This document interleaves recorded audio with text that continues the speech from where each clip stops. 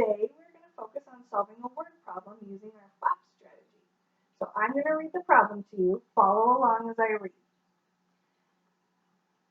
Aaron removed 50 crayons from a jar. There were originally 84 crayons in the jar. How many crayons are left in the jar? So let's read this one more time, but let's do it together. Can you get your pointer finger out for me and follow along? Aaron removes 50 crayons from a jar. There were originally 84 crayons in the jar. How many crayons are left in the jar? So now we're going to start with our Fops strategy. The F stands for find the problem type. O stands for organize the information using the diagram, which is right here. P is for plan to solve the problem, and S is for solving the problem. So let's start our strategy by looking for some compare words. I'll start.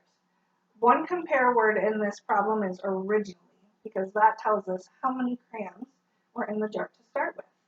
Can you find another compare word for me? Removes. Removes, that's a great one. And removes tells us how many were taken away. So there's one left, and that is in the question of the word problem. Do you know what that is? How many are left? How many are left? Left is the word we were looking for. You got it. So now we're going to underline the words that we use to compare. Go ahead and underline those. Removes. Original. Nice job. So now we're going to circle the two things being compared. Do you know what those are? The crayons. The crayons. Nice job. So we're going to circle 50 crayons and 84 crayons. Now we're going to use our chart because we don't know the total yet. We're going to put our larger number in this larger circle, our smaller number in the smaller circle, and then our answer in this box at the end. So which number is larger? 84. You are correct. So write 84 crayons in that larger box. And which number is smaller? 50. 50 goes in the smaller circle. So now we've underlined the important information, we've circled our numbers and the labels, and then we wrote the numbers and labels in the diagram, and now we have to find the question in the sentence. The question is, how many crayons are left in the jar? So now let's think. With the word left, what do you think we would do with our problem? Add or subtract? Subtract. You got it. So let's put a subtraction sign in between our larger and smaller numbers. So now we're going to do the math. Let's do it the traditional way.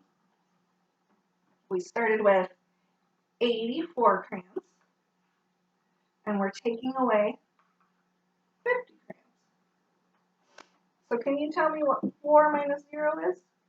4. And can you tell me what 8 minus 5 is?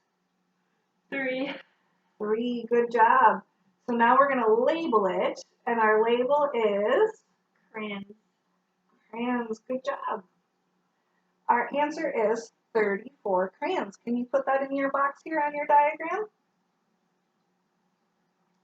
Make sure you label it.